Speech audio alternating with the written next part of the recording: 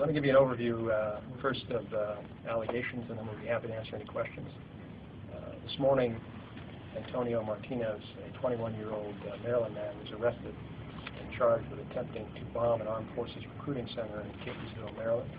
According to the allegations in the affidavit filed in federal court today, Mr. Martinez committed two crimes. The first is attempt to kill U.S. officials, which is punishable by a maximum of 20 years in federal prison.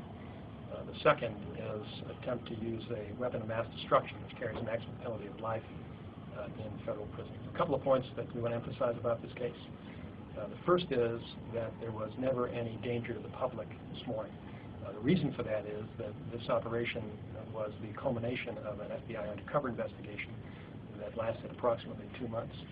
This operation was initiated when a citizen reported to the FBI allegations that the defendant was considering taking action against Americans. As a result of that, the FBI introduced an undercover agent who had contact with the defendant, and during the course of the investigation, it was agreed that the undercover agent would provide the bomb that would be used to blow up the Armed Forces Recruiting Center. But at no time was there any danger. This bomb was inert, that is, it was not going to explode. Second, that the evidence indicates the defendant was acting alone. That is, that there's no allegation that the defendant was part of any terrorist organization or that he was taking orders from any third person. And in fact, during the course of the investigation, the defendant, in the presence of the cooperating citizen, the defendant contacted 3 other people and asked them to participate in his plan. And all 3 turned him down, and 1 actively tried to talk him out of it.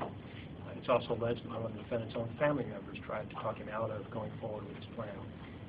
So of the 4 people that the defendant tried to recruit into the scheme, 2 turned him down, 1 tried to talk him out of it, and the 4th turned him into the FBI. And so as a result of that, we believe the defendant was acting alone and that there was no risk as a result of this operation. Obviously, the FBI undertakes these investigations only when they make an assessment that there is some potential risk if they do not act. During the course of the undercover investigation, one of the goals of the FBI is to make sure that defendant suspects are not being entrapped. And as a result of that, there's certain protocols that are followed by the FBI, and they're laid out in the affidavit. The affidavit, I should say, explains that the FBI did not give this idea to the defendant. In fact, the idea to bomb the recruiting center originated with the defendant, and on several occasions the defendant reiterated his desire to go forward with the scheme. Nobody talked him into it. I think that's an important fact about the case. Another issue I want to highlight, and that is that although you see the FBI Special Agent in charge of the U.S. Attorney sitting before you today, this operation and all of our counterterrorism operations in Maryland are the product of the Joint Terrorism Task Force. That is a collection of many federal, state, and local agencies that work together with the supervision of the FBI and assist in carrying out any investigations. It's the job of the Joint Terrorism Task Force under Mr. McFeely's supervision to investigate all credible allegations of wrongdoing, to sort out the ones where there is credible evidence that the suspect poses a threat, and to pursue investigations in appropriate cases.